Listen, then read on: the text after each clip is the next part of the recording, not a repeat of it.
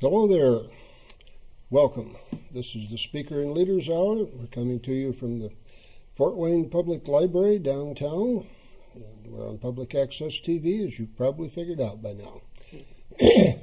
I'm Tom Haller. I'm Area 24 Governor. I'm also the thorn between two roses. What I am not is Dave Wilkins. Our regular viewers will have noticed that I'm definitely not Dave Wilkins. Unfortunately, Dave is a little under the weather today. He has the flu. So we wish him well, and we would suggest that if you're so inclined, you send your prayers with him.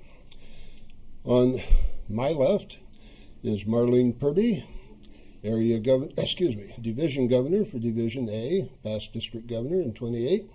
And on my right is Patricia, Knaeve, Division B Governor. So as I said, the thorn between two roses. Now, if you have a desire to call in, and we hope you do, if you have any questions or comments, the number is 422-3902, 422-3902. And we're going to start off, as most good Toastmaster meetings do, with some speeches to kind of get us warmed up. And I've completely forgotten my introductions.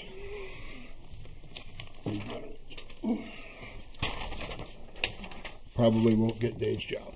Okay. Our first speaker will be Patricia Knaeve, facilitating discussions. This is project number 3, problem-solving discussions. The title is Building Club Membership, Part 2. Patricia is the current Division B Governor. She is working towards her second DTM, as are so many of us, except those, such as Marlene, who have several already. Help me welcome Patricia. Come on up, Patricia.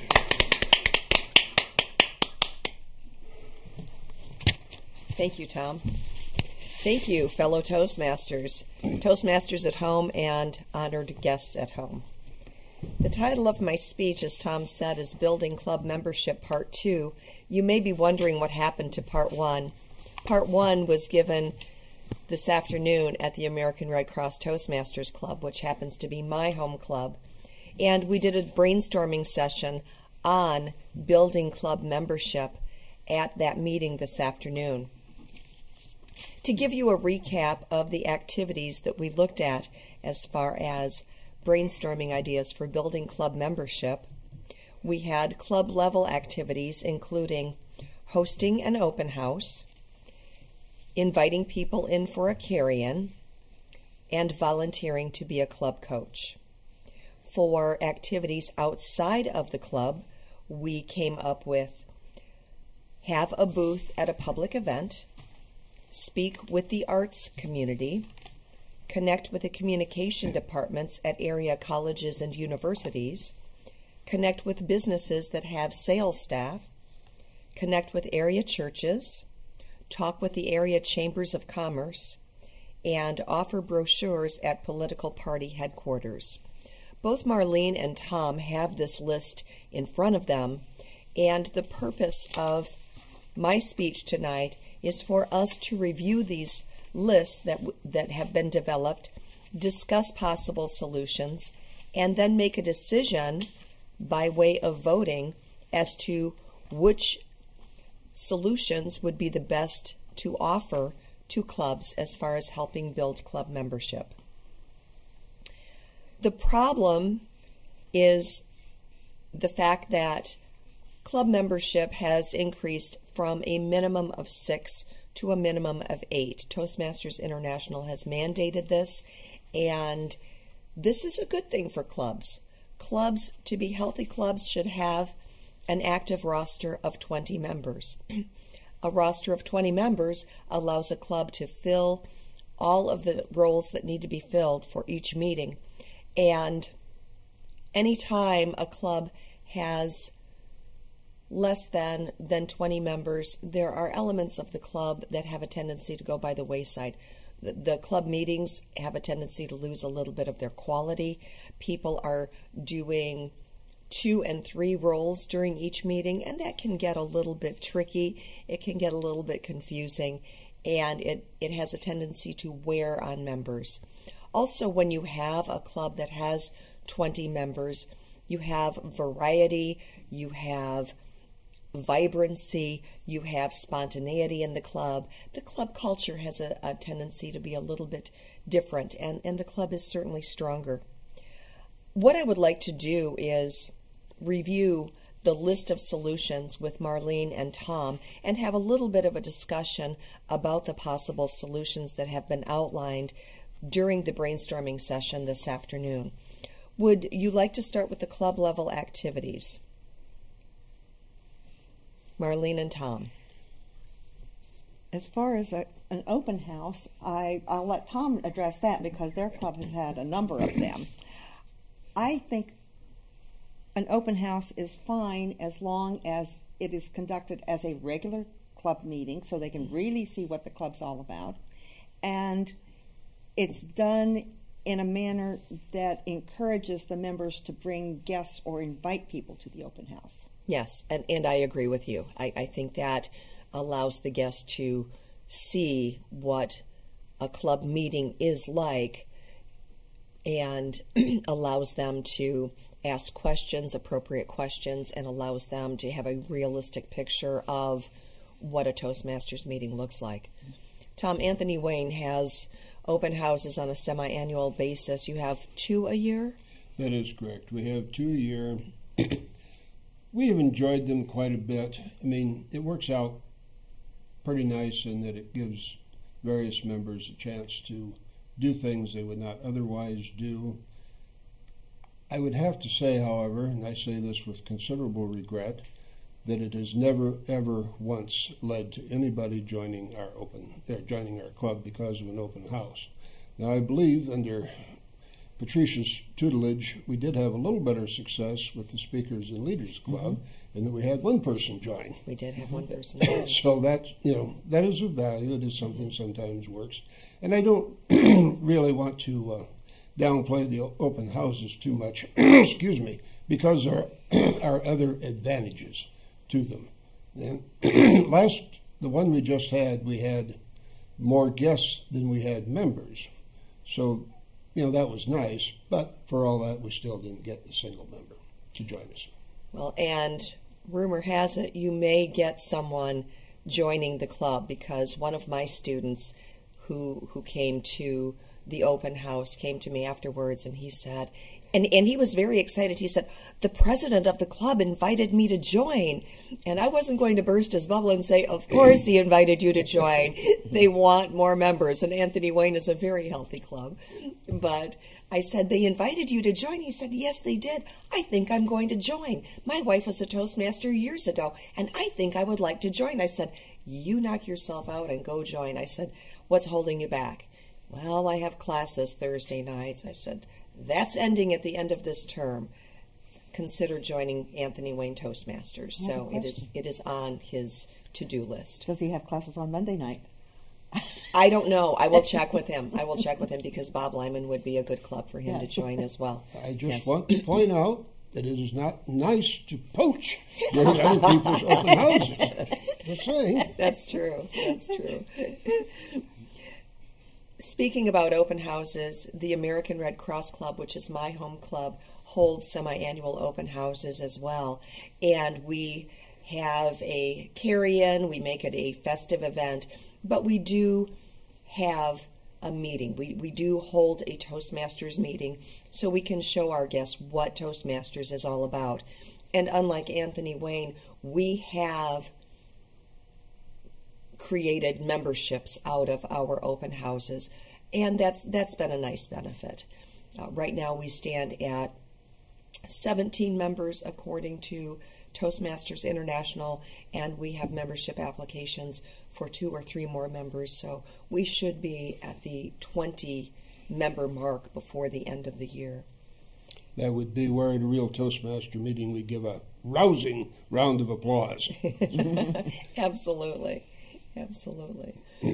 Let's talk about being a volunteer to be a club coach. What are your thoughts on coaching a club?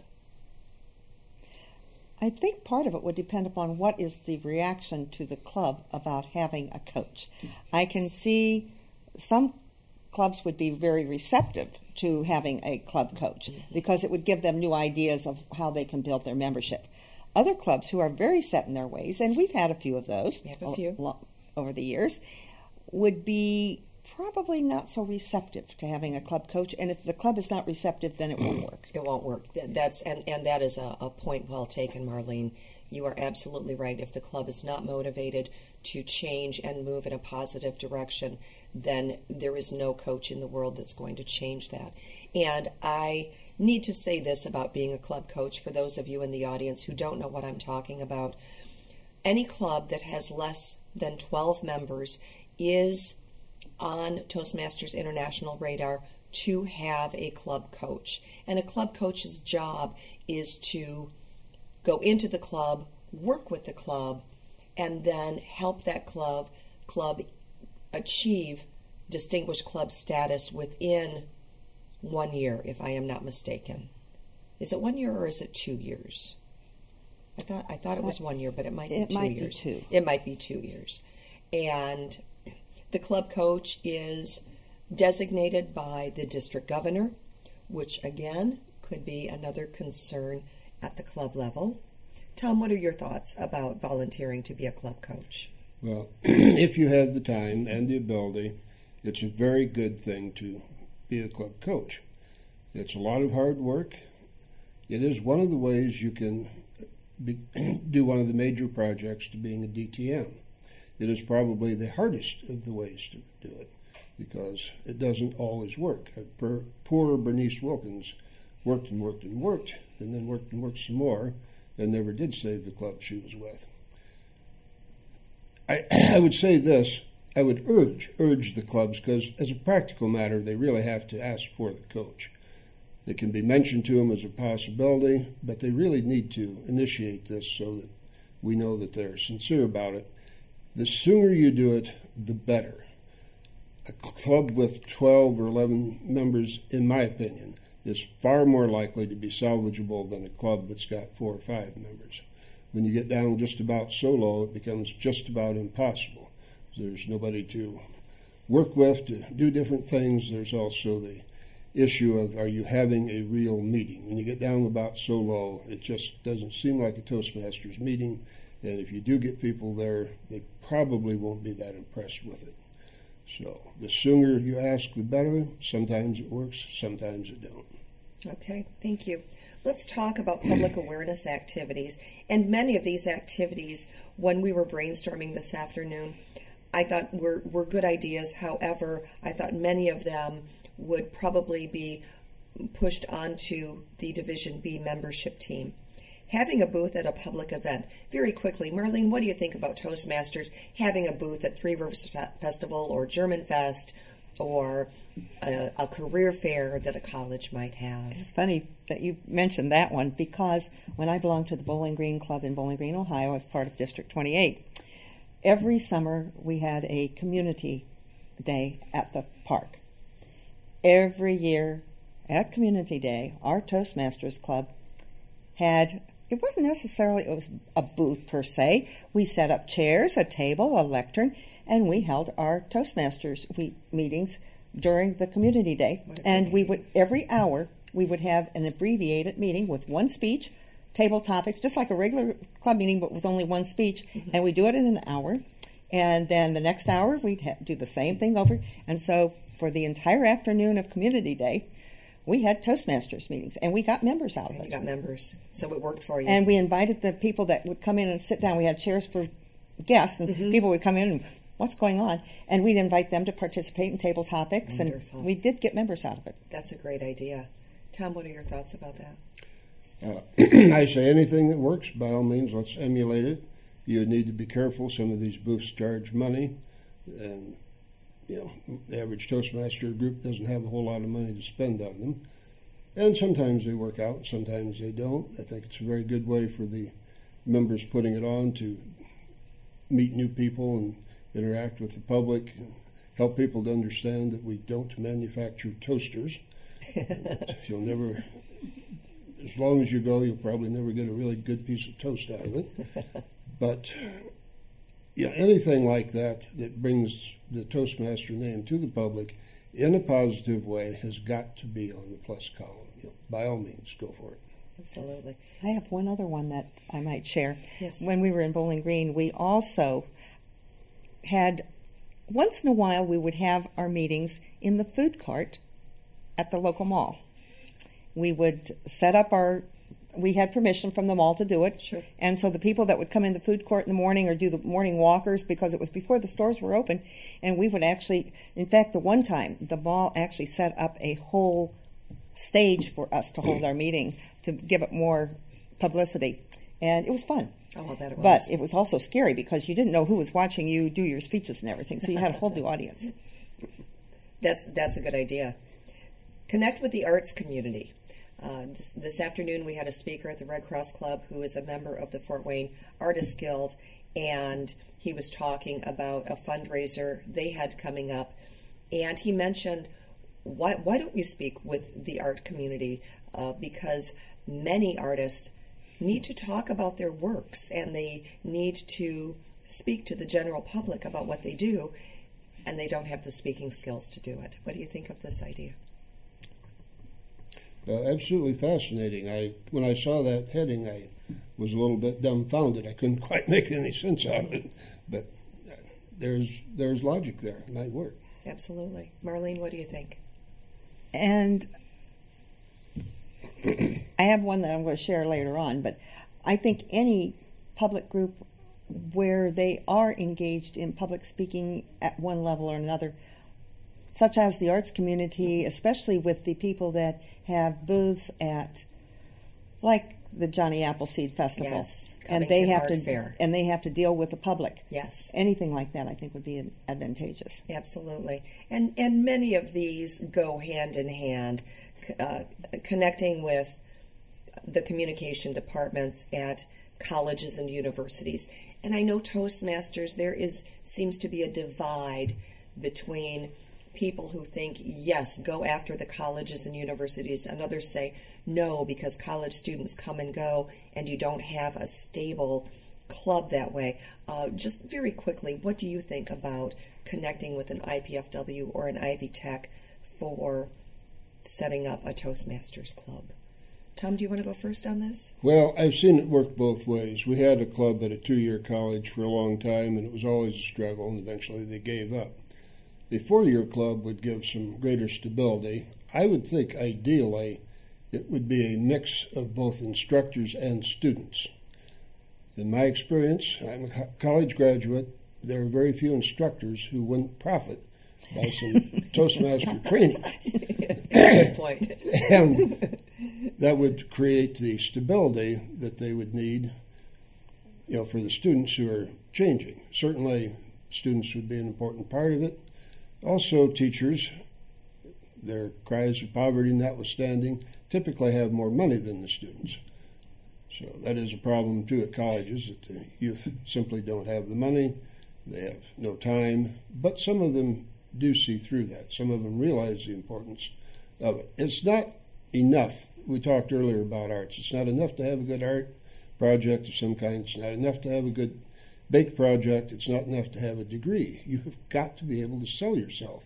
At the end of the day, if you cannot convince a future employer that you're the man, or if you can't convince the venture capitalists to back you, you've wasted a heck of a lot of time and money on your education. Absolutely. Marlene, your thoughts? Well, as Division A governor, which includes Northwest Indiana, we have 2 clubs. Actually, one has been around a while. It's a student club at Notre Dame, and they just chartered a staff club at Notre Dame. That being said, when I was in Bowling Green, our club had a mix of staff. It was a community club, but we did have some university staff members on it, and we had some students. The sad part about the students was when they got really, really good jobs and moved away and left us. And we hated to see it, but it was so exciting to see that they had benefited from their Toastmaster days. And we wished them well, even though we hated to lose them. It's kind of like putting together a new basketball team after all the seniors graduate and go on, if I may give a March Madness reference there. Connecting with businesses that have sales staff. That seems to be a no-brainer, doesn't it? And I would say not just sales staff. I was part of a group that started a club at an engineering firm because, believe it or not, engineers are brilliant, but many times they lack communication skills. And it's especially difficult. This was up in Detroit, and the engineering staff, very few of them were first English speaking. They were other languages, and so their accents were such, it was very difficult to understand them. And the actual company wanted a Toastmasters club to help their engineers communicate better and also communicate in English. Wonderful. Tom, any thoughts? Yeah, the very first club I belonged to was largely engineers. It did lead to some very interesting words of the day. Not quite sure how they expected us to work some of those in. It's been decades ago, and I still remember it. Yes, engineering and public speaking are not a natural mix. But often the engineer needs to speak in public. He has developed something, and he, in effect, needs to sell it, at least present it, and show other people what it is. He needs to have Toastmaster skills to do that effectively. I mean, at the risk of being redundant, it's not enough to have a good product. You have to have the ability to explain it and, in effect, to sell it. You really do. Not complicated, but some people seem to overlook that. Absolutely. And I think along the same line, even though it would be writing as opposed to speaking, those people that write technical manuals. Yes, and we actually have an advanced manual that is all about giving technical presentations. I have stayed away from that manual because I'm not a technical person. However, I know it's out there, and it is a good manual for our members to use. For the sake of time, rather than discuss the last three on the page, what I would like you to do is take just a moment and do a nominal vote. Let's just look at the public awareness activities, and if you would put a number 1 through 5, 1 being your first choice of an activity to work on, through 5. I don't know why I said 5. There's 1, 2, 3, 4, 5, 6, 7. 1 through 7. If you would just take a moment and number those 1 through 7, 1 being the most important, do it right now, 7 being, yes, it's important, but it can wait a little while, and we can take a vote on these methods of getting the Toastmasters name and word out there.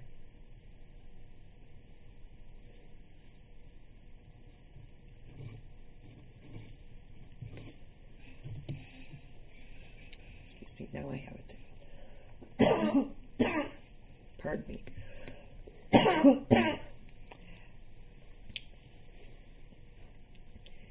Okay, what did you have for number 1, Marlene? The businesses that have sales staff and engineering departments. Okay, so getting Toastmasters members out there to talk with businesses. Tom, what was your number 1? Well, before I answer that, I want to make one final comment about the technical writers. I probably would not be the ideal one to initiate contact with them because my first urge would be to beat them to death. If you've ever tried to put anything together written by someone in Taiwan, whom English is a third language, why, you know where I'm coming from. Exactly. I put down for number 1, connect with businesses that have sales staff. Okay, so you were both on the same page with that, absolutely. And let's just go through the top 3 because we are running out of time here. What would be your second choice, My public event. A public event, because you've had success at it before. Tom, what is your second choice? I put down connect with area churches. However, for third, I had down the public event booth, so we're not that far off. Oh, you're not that far off.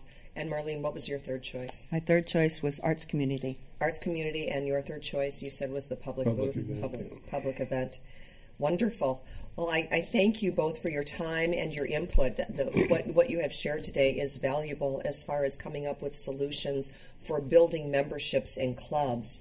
And having said that, I'm going to return control to our Toastmaster, Mr. Tom Heller. Let's give a round of applause there. Great job. All right. Now, hopefully no one will panic. I'm going to do something that you just don't do as a Toastmaster. I'm going to leave the lectern. I'm going to sit down. We're close to the lectern. We can guard it and protect it. But I want to be across from Patricia because I'm going to interview Patricia. I don't know if she's enthused about being interviewed, but we're going to do it anyway. Okay. And I am the area governor for Area 24. I have served under Patricia for very nearly 2 years now, and that she was the division governor, and a most excellent division governor, as was Marlene. I've occasionally traveled with Marlene, done some things with her, and both of these ladies are absolutely top-notch. I think before I sit down, we're probably going to go into a break. But if you would like to call, I've given you the number previously. Feel free to call. We'll answer questions. We want to really thank the staff very much. Robert Boyd is our cameraman, at least one of them. Joseph Lawrence has been very helpful this evening. He's furnished some of this equipment, including the microphones we're talking into. We appreciate that. And Kathy Lord, who's watched over us carefully from in the booth. And there's a young lady back of the camera who I don't know at all. We will find out her name and give it to you. But she has done a most excellent job. So, was there anything you ladies wanted to say in the 30 seconds we have before break? I appreciated a chance to brainstorm these ideas. And the interesting part is we're talking about using them for building Toastmasters membership, but many of them would work for any of our local civic clubs. And I know civic clubs are sometimes struggling because they are not as popular as they once were. Right. And a lot of these things would work for them as well. Absolutely. 30 seconds can be a really long time in the right circumstances. I assume we're about ready to cut for a break, aren't we? Thank you very much. And now for our next speaker, Stanley Lichner.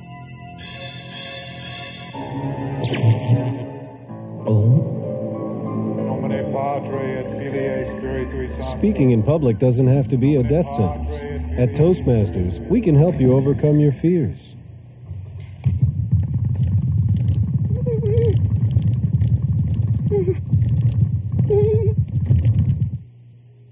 I'd like to begin tonight with a little joke. This guy, he's a farmer. He says,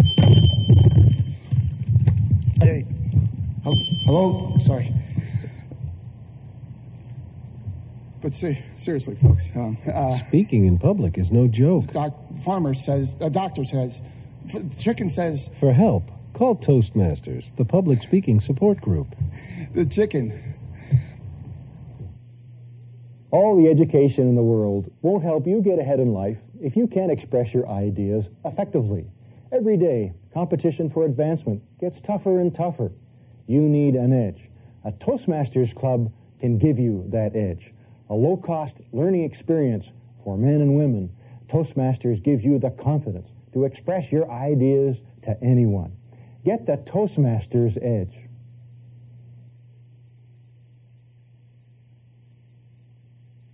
What future do you envision for yourself? What dreams do you have? If you want your dreams to come true, you must have confidence in yourself and your abilities. A Toastmasters Club can help you build that confidence. A low-cost learning experience for men and women. Toastmasters shows you how to express yourself clearly and effectively. Make your dreams a reality. Join a Toastmasters Club.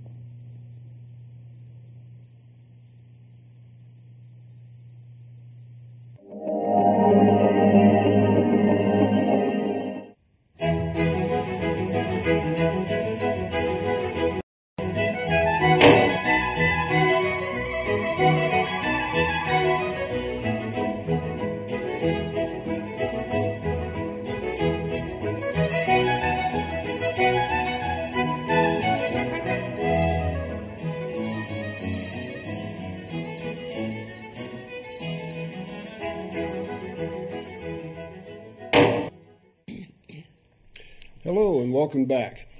We are delighted to be here once again.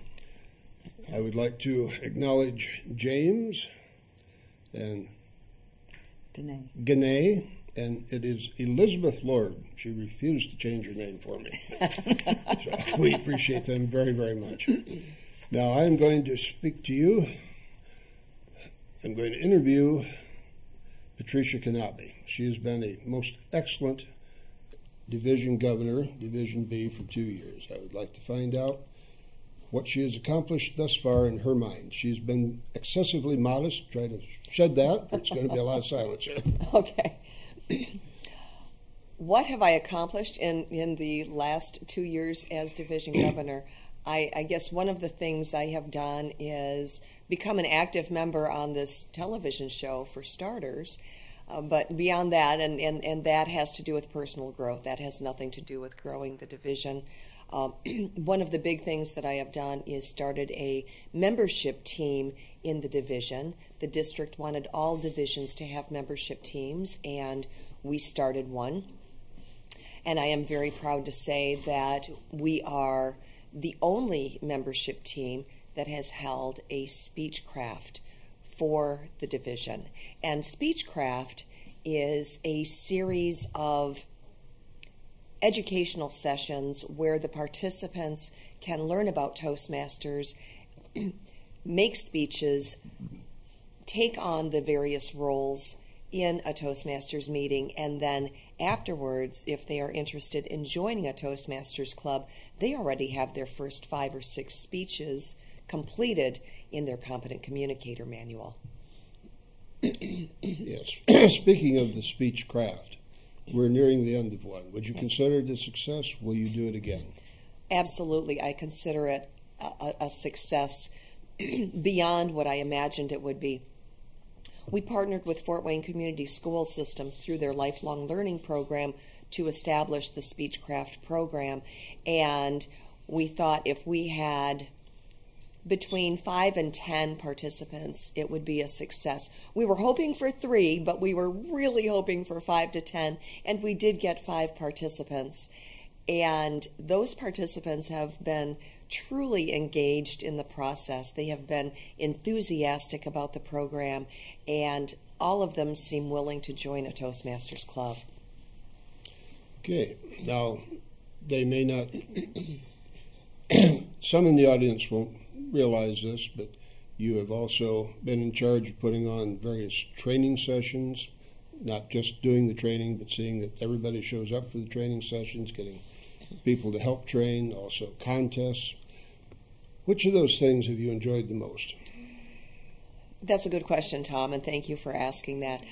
I love planning events, and I would say that putting together the contests and the training sessions are equally challenging. Finding facilitators for the training sessions can sometimes be a challenge, but the contests went out just a little bit only because the contests are so much fun.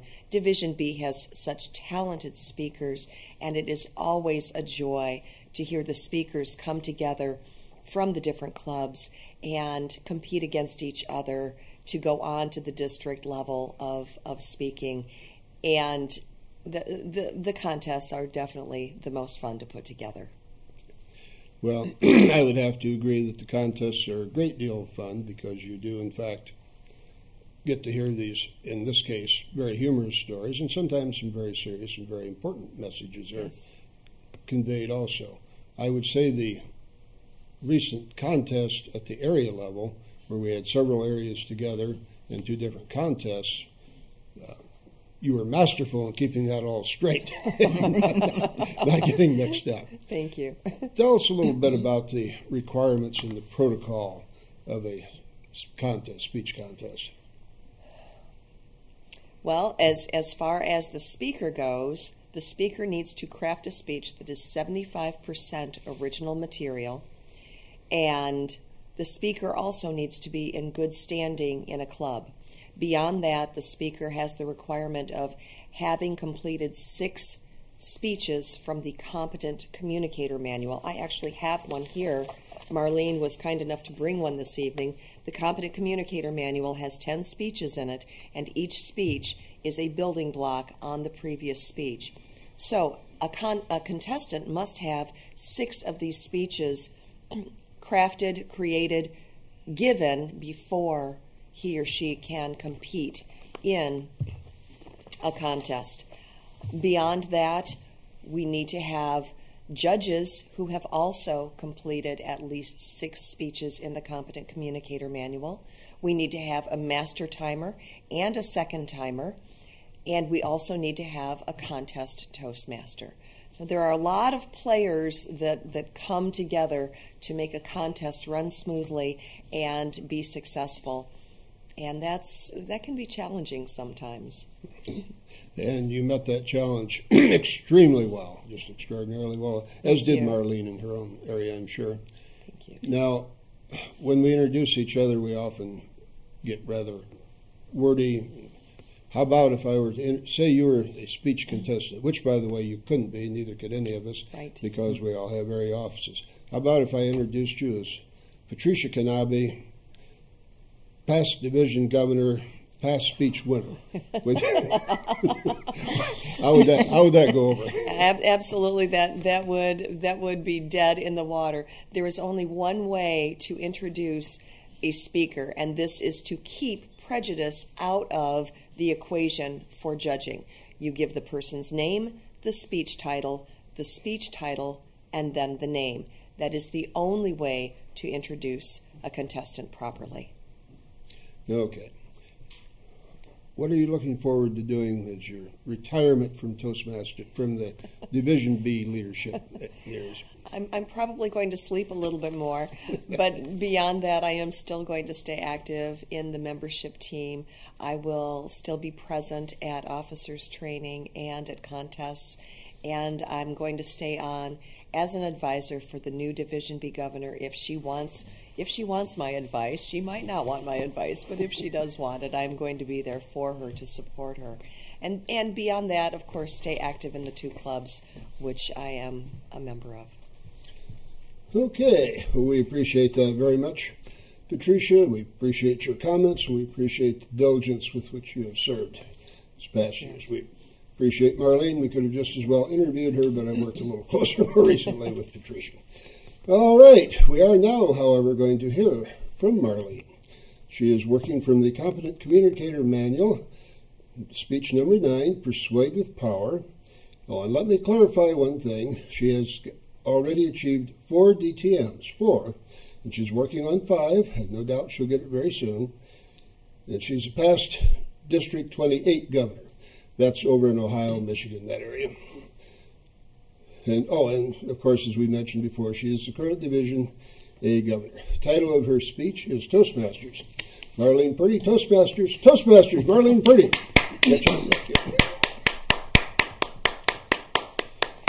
Thank you, Tom. Fellow Toastmasters, because our cameraman is also a Toastmaster, and those of you out in TV land who are Toastmasters and just guests. Are you employed full-time or part-time and find yourself taking a back seat every time a situation arrives and then a coworker kind of upstages you a little bit? In fact, I think that I have seen on TV on different occasions where they have these meetings and somebody's totally ignored, and then about 5 minutes later somebody speaks up with our same idea and thinks, wow, this is a wonderful idea. And you think, I just said that and everybody ignored me. It's very frustrating. Or are you part of a civic or social, fraternal, or church group and you have really, really good ideas, but you get ignored? I have a solution for that. And it's in one word. Toastmasters. I'm going to put this down just a little bit because it's in my face. How can Toastmasters help you get those ideas across? It's very, very simple. We've been talking a little bit about how Toastmasters, what it involves. And Patricia, would you hold up the manual again, please? Absolutely. It starts out with the Competent Communicator Manual. And as somebody mentioned earlier, each speech builds on the others. And I might mention that learning how to do speeches was not the reason that I joined Toastmasters, and I'll share that in a little bit.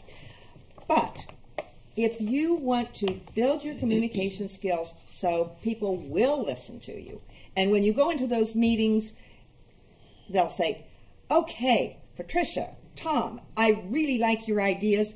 Could you share a little more? And you'll feel very comfortable doing it. And again, Toastmasters will help you do this. Number one, the first speech in the manual is the icebreaker. Now, the reason for the icebreaker is you tell about yourself, and everybody knows themselves, and it gives not only you a chance to express yourself, but it gives the other club members a chance to get to know you a little better. So the icebreaker is the first one. It's a shorter speech than the others, but it gets you off the ground. The next speech, organize your speech. And that is so that you can be in a way, present your ideas in a way that makes sense. If you go into a meeting and just ramble on and on and on, and somebody says, well, wait a minute, what are you talking about? If you do it in a logical manner, and sometimes it's easier to do an outline and then go with the speech, it makes it much easier to be organized. Then, get to the point is the next one. Building on the first two, getting to the point, you should have a speech that either informs, persuades, entertains, or inspires. It should fall into one of those categories. And then use the format of the speech to better present that. And then one on how to say it, making word pictures so you have vivid words. I know I enjoy speeches that have vivid words because, Tom, I know when you mentioned earlier about some words that the engineers came up with, you didn't understand the words. But word pictures are even more fun because if you are talking about scenery and discussing it, I got a phone call recently, and when they said that they had to go back up to their room because it got too hot at the pool. And I thought, yeah, sure, let's rub it in that you're down in Florida. But it was not too bad. It was windy today. But anyway, use word pictures so that you can make your speech a little more vivid. Another one is your body speaks, how to use gestures effectively. Now, some people stand during the whole speech with the I call it the fig leaf position, with their hands in front of them. Some people are like airplanes and waving their hands around. I have to watch myself because I tend to use gestures. I cannot speak without using my hands. Sometimes it's better just leave your hands down to the side. But use gestures that are in tune to the speech to make point 1, point 2, point 3, that type of thing, so that your gestures are appropriate. Vocal variety. Nothing gets a speech more exciting than having vocal variety, where you have a change of pace in the delivery, in the volume, in the pitch, the tone, everything. If you change it, slow down and do some things very slowly, and then speed up and change it out a little bit. So vocal variety. Research your topic is another speech, and that's where you actually have to go and study something and present new facts. Using visual aids like a flip chart, PowerPoint, things like that, and getting comfortable with using visual aids.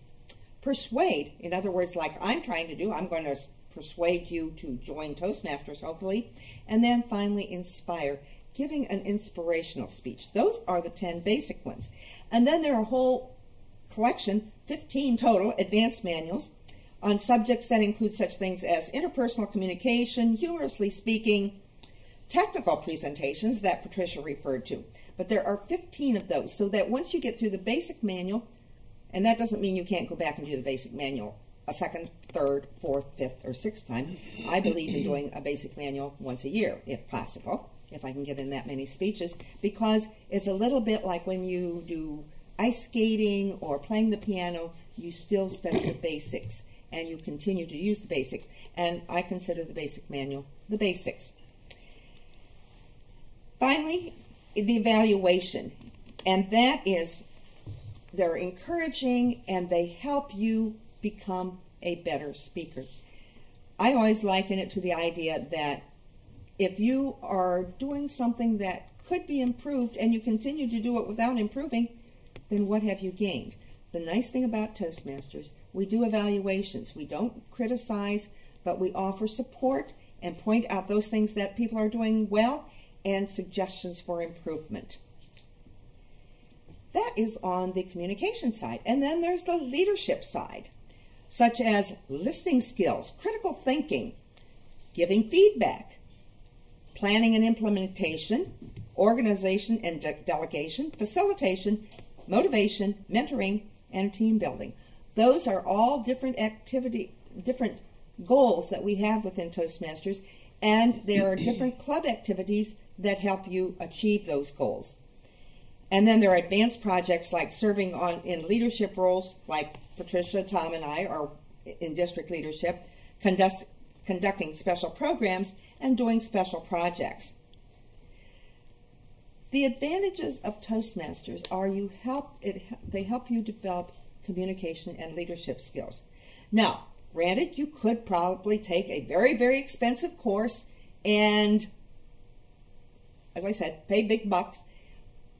And when it's done, and you're left on your own. Or you can join Toastmasters, where you have ongoing feedback and assistance in helping to continue to improve.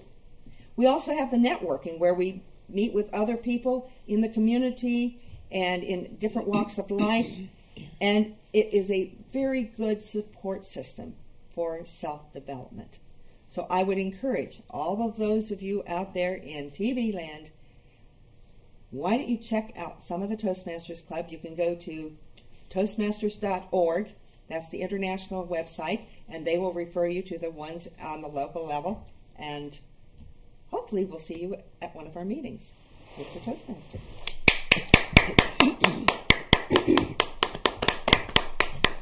Thank you, Marlene. Very good food for thought. Now, my original thought, since this is Parliamentarian Month, April is designated the month of parliamentarians. My first thought, naturally, was to have Patricia give an in-depth discussion on parliamentary procedure, but since she's the only non-parliamentarian here, she declined to do that. Now, that's an idea. Maybe that's something she could do in her newly found spare time. She could become a parliamentarian. Just a thought. Anyway, I wanted to discuss somewhat the basics of parliamentary procedure, one of which, the most basic one, is agendas. If you don't have an agenda, well, you don't have much hope for your meeting, to be honest. You really, really, really need an agenda. You know, in real estate, they say it's location, location, location. Well, in conducting a meeting, it's agenda, agenda, agenda. There's a flow. It's all very well to have practice speaking, to understand what's going on at the meeting. When you actually get up there and you're conducting it, trying to remember exactly what order everything is going in is probably not going to happen. It just isn't the way of life. So you really need to have an agenda specifying step by step what you need to do. There's just no way to overemphasize it or emphasize it enough. It can make an interminable meeting where nothing gets done into a concise meeting where everything you need to is accomplished. Now, some of the basics of the meeting you will have listed, item by item what you're doing. This will vary a lot from the type of club that you're referring to, of course, but you need to have such things as a secretarial report. By the way, the secretary should never, ever be the president also. Probably be better if they weren't husband and wife, too. So they're a check and a counterbalance to each other. If the president says that something was so, and he checks in his own notes, yep, that's what I remember, just as I remembered, that really doesn't fly at all. So when the secretary, makes her report,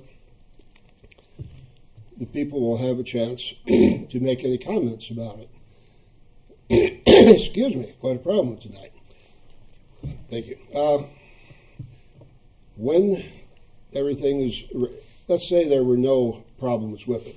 The secretary's minutes would then be approved as read or printed. Increasingly, they're sent out over email in advance. If everybody gets email and is up with it, that's really a very good way to do it. It saves time, and you'll find more mistakes for the simple reason that spellings are included. Is it John, J-O-N, or John, J-O-H-N? So you can catch that with the printed form where you would never catch it, somebody just speaking it. The presiding officer will ask when it's done, are there any corrections? He will hopefully not say, are there any additions or corrections, because an addition is a correction. The treasurer's report will follow, typically in many meetings. And you can question what's going on, by all means, but when it's over, you don't approve it. You don't have